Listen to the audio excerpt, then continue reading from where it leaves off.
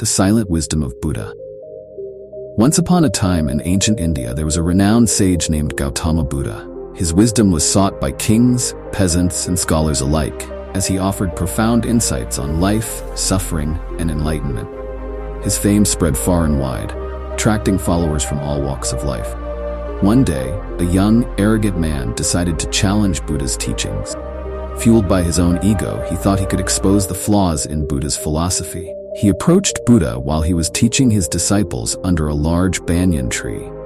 The man stood before the serene sage and began to insult him with cruel words.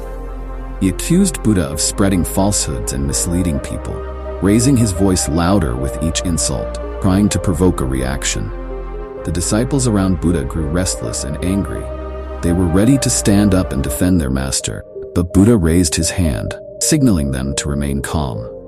He sat there in complete silence, a soft smile on his face, as the young man continued to hurl abuses at him. Minutes passed, and the man's insults only intensified, but Buddha remained still, composure unshaken. Eventually, the young man grew tired and ran out of things to say. Frustrated by Buddha's lack of response, he finally asked, "Why do you not speak? Why do you not defend yourself or argue back? Are you afraid to face the truth?" Buddha looked at the man with gentle eyes and replied, "Tell me, if someone offers you a gift and you choose not to accept it, to whom does the gift belong?" The young man, perplexed, answered, "It remains with the person who offered it."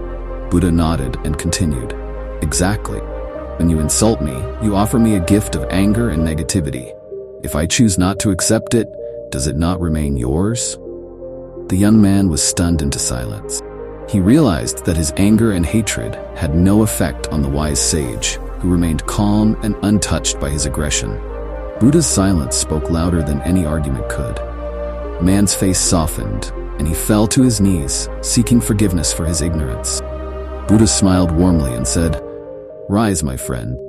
The path to enlightenment begins with understanding and letting go of your anger. Save your words for those who seek wisdom, not those who thrive on conflict." From that day on, the young man became a devoted follower of Buddha, learning that silence can often be the most powerful response. Words are precious, and sometimes the greatest wisdom lies in knowing when to remain silent.